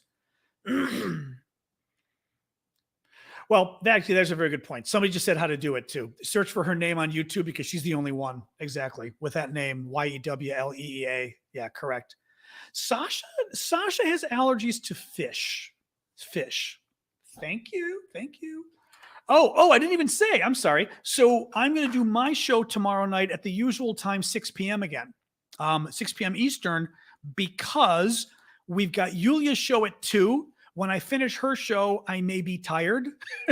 I'm thinking I will be. So I'm not going to want to do another show for an hour and a half. And in the morning, I've got stuff going. Oh, I was talking about my T-shirts. Because I couldn't find my shirts. My friend Matt is going out to Virginia tomorrow or somewhere, Maryland, and to do some errands, and said he wanted to go by the Gap or whatever. So he's going to take me to 1 or 2 clothing stores so I can look for additional clothes for you people to wear, for myself, but to wear for my lives. So there. Oh, and Syndicate, I was saying share it on TikTok too, is what I meant for Yulia's, if you could do that. So there you go. So I'm going to wait until I see some link shared. Although, frankly, put Yulia's link anyway. They're asking. I can look at Gap online. The problem is I really got to try on shirts and stuff. Shirts is, I mean, not just shirts, jeans and shorts are the same way. You got to try them on. I've never been very happy with buying once I know a brand and a specific model of clothing of theirs, then I can buy more of that specific short or something, you know? But otherwise, I try on stuff at the Gap and I'll try on, 10 different shirts and one of them fits me well, you know? So it's like, what do you do? Nathan, don't go afoul of the moderators or the algorithm. So be good. All right, guys. So yes, I don't know whether you're going to get the link on YouTube, but at the very least, it's pretty easy. Just not YouTube, on TikTok. Just search for Yulia's name as was said above and YouTube, and it'll come up. It's very easy. YEWLEEA and YouTube, and you will find it. All right. Okay, guys, I'm going to sign off. Thank you for joining. So 6 p.m. tomorrow is our next one. As always, I'm going to sign off. And when I do, I'll set up the next one already. So you will see on my TikTok and on my YouTube and Facebook and everything, you will automatically see when the next one is anyway. All right. You found her. See, LaShawn already found her. There you go. It's not that hard. There you go. LaShawn found her already. Good night, LaShawn. Thanks for joining us again. So it's easy. Just Google her. All right, guys. All right. Goodbye to you folks. I say goodbye to you first because it takes a second for TikTok to catch up. And I will see you guys tomorrow, 6 p.m. and maybe 2 p.m.